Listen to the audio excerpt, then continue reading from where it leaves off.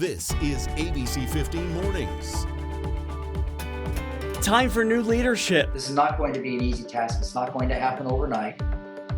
But the public needs to know that everybody's going to give 120%. The Maricopa County Attorney's Office starting a new chapter after months of scandals. History in the making. I hope that you will see how much I love our country and the Constitution and the rights that make us free. We take you live to Washington as senators gear up to question the president's Supreme Court nominee. Adjusting your budget. It's not just a talking point on the news, it is the real deal. How to protect your bank account when everything is costing more. And time to drop the emojis, how that simple smiley face could be impacting how your colleagues see you at work. Well, what do you think of that? We're learning a I've lot got an together. emoji for that story. We're going to learn today. We'll talk about that here momentarily. We want to get you right over to our Megan Thompson, though, because we have something happening on our roadways that could cause trouble for you. Yeah, it already is at this early hour, Nick and Kaylee. So let's get you to the scene as we get a check of traffic sponsored by Accident Law Group. This is a live view with our photojournalist on the ground, Jim Egbert, US 60 westbound at the I-10 eastbound, where we have plenty of restrictions in this area. We've been working over the last few hours now to get some information from the Department of Public Safety regarding what's going on here, how long this roadway will be closed for. So when it comes to your current traffic conditions, if you're making your way from the East Valley trying to get onto the I-10 eastbound, you're not going to be able to do so with this live view from our ADOT cameras, more of a bird's eye view for you, showing the brake lights building as folks are realizing that I-10 eastbound route is not going to be an option for them with all of those flashing lights up ahead, and cones are up showing folks they cannot get by. Folks are having to continue onto the US 60 to the I-10 westbound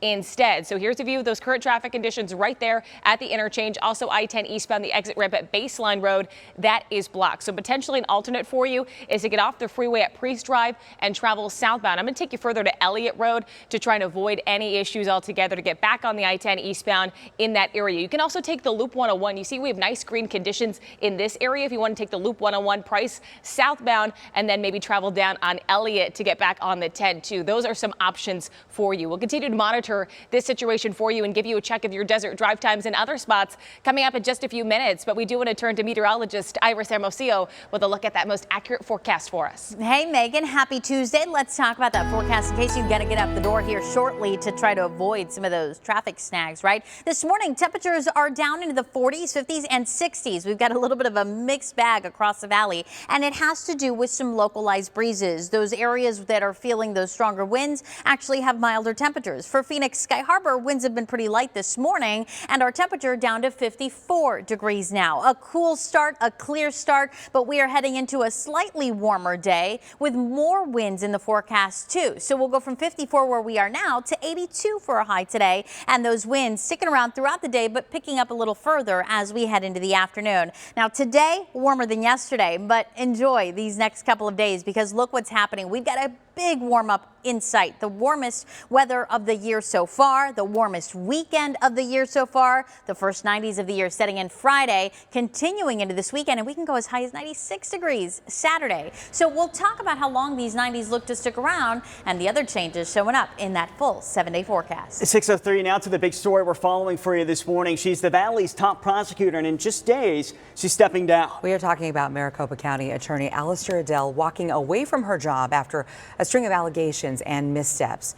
Our Amelia Fabiano is picking up our coverage from here. So, Kaylee, calls for her resignation have been coming for weeks now. They grew even louder when it was announced that 180 criminal cases were dropped because prosecutors missed filing deadlines within her office. So we've been speaking to some of those victims of those cases. Edwin Gondwin, one of them, making a report in November 2020 after he says his car was smashed in. Check out these photos. You can see all the damage in them here. The Maricopa County Sheriff's Office confirming deputies responded to that call of criminal damage in a Mesa neighborhood. Edwin receiving an apology over the phone from the county attorney's office. And then a woman, also a victim in the criminal damage case, speaking with ABC 15 as well, but wishing not to show her face. Here's what she had to say. prosecutor last month that called and apologized told me that after reading the police report, this was a case that 100% should have been prosecuted. So all of those cases dropped, we know, were from 2020 and were misdemeanor charges as well. Were supposed to be misdemeanor charges, Kaylee. Okay, so obviously there's still a lot of questions here at the beginning of all this. Do we know what the next step is here in the process? Yeah, Kaylee, so we know that the County Board of Supervisors will in-state an interim Republican county attorney here in the meantime. Republican, since that is what Alistair Adele is. And then we know the voters will pick it up in the November general election, voting in her replacement, who will pick up the rest of her remaining 2 years.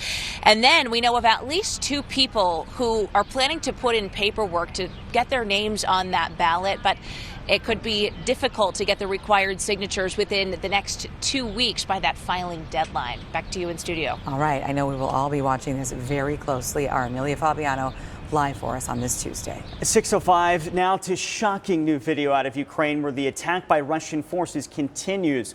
Drone video showing a series of explosions at factories and industrial buildings in the city of Mariupol. The city refusing to surrender despite those attacks. Meantime, new concerns this morning that Russia could launch a cyber attack against the U.S. The Biden administration urging U.S. businesses to take precautions and what it calls evolving intelligence. The administration's top cybersecurity aide says there is no specific evidence of any targets, but added there has been increased activity in scanning websites and hunting for vulnerable places to attack. Oil prices jumping again, this time by 7%. To $112 a barrel.